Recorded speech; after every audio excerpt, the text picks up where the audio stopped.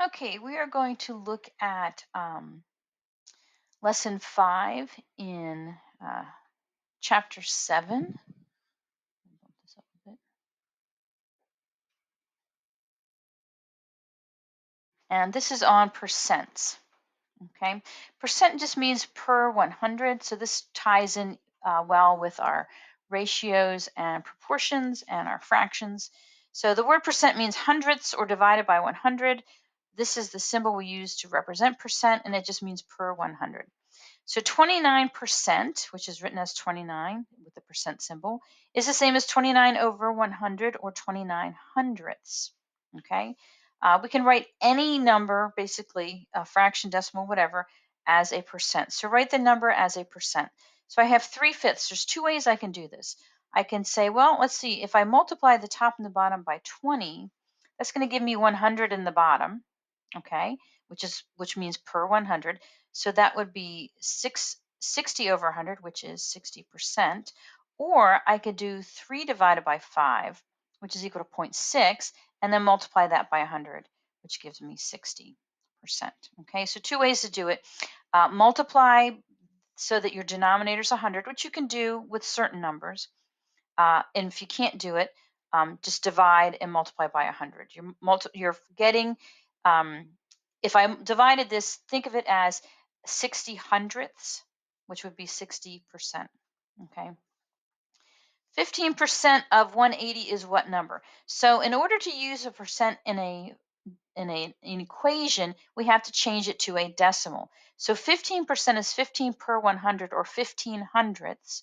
So I would write it as 15 hundredths. The word of means times. The word is means equal. And so my equation is 0.15 times 180 is equal to n. So if I multiply 0.15 times 180, I get 27. So 27 is n. So 15% of 180 is 27. That's what that's telling me. Here we go. 23 is 25% of what number? So 23 is 25%, means 0.25, 25 hundredths, of what number? I'm going to divide both of these by 0.25. So 23 divided by 0.25 is 92. So 23 is 25% of 92. That makes sense. And example 5, what percent of 60 is 48? So here I'm going to use, instead of using an n or an x, I'm going to use a p, because that's going to remind me that I have to change my answer to a percent. So p, because remember when we use percent in an equation, it says a decimal. So my answer is going to be a decimal, and I have to change it from a decimal to a percent. So p times 64 is equal to 48. Divide both sides by 64. And I get p is equal to 48 divided by 64 is 0.75, which is equal to 75%. So 75% of 64 is 48, which makes sense. Example 6, solve. All right, so here we have an equation, and this equation has decimals in it. Remember we talked about how we can get rid of those decimals by multiplying the entire equation by a factor of 10. So I only need to move my decimals one place, so I'm going to multiply by 10. So that's going to give me 12x equals, don't forget to multiply this times 10, so that's 360 plus 4x. Subtract 4x from both sides, and I get 8x equals 360.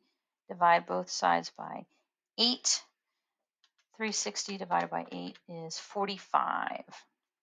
Okay, so this is similar to what we did with the LCD, except we're looking at how many spaces I need to remove my decimal. Just look at the one that needs to be moved the farthest, or the farthest. And however many decimal spaces is the number of zeros in the number you're multiplying by.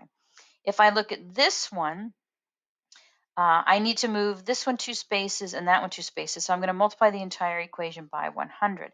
Now here's, you need to be careful. This whole thing counts as one term. So I'm going to multiply, and I'm just going to be multiplying this number out front because I've already, that'll count as multiplying the whole term. So don't forget to multiply your 94 times 100 as well.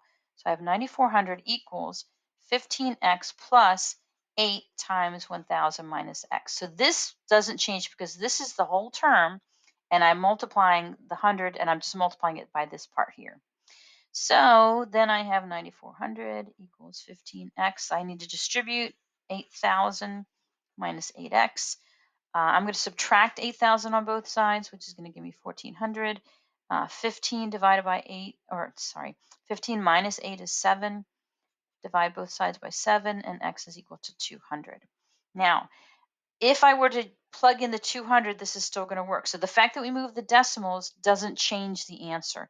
If I kept this in decimal form and solved, I would still get x is equal to 200. Okay, this is just an easy way to eliminate the decimals just because they're easier to work with when you don't have decimals. However, notice you're going to have bigger numbers. All right, so let's look at the try this. Write each number as a percent. Okay, so I need to change this to per 100. There's nothing I can multiply by 8 to give me 100, no integer. So what I'm going to do is I'm just going to take 7, I'm going to divide it by 8, and that's going to give me 0.875, which I'm going to change to 87.5%. Okay, I just moved that decimal 2 spaces because I'm multiplying by 100. This 6.9, if I were to add a 0 there, okay, so that's in the hundredths place, I would say how many hundredths is that? Well, I'd have 690 hundredths, so that's 690%. Okay, decimals are a little bit harder, okay, because they're kind of hard to think about, but remember that 1 is equal to 100%.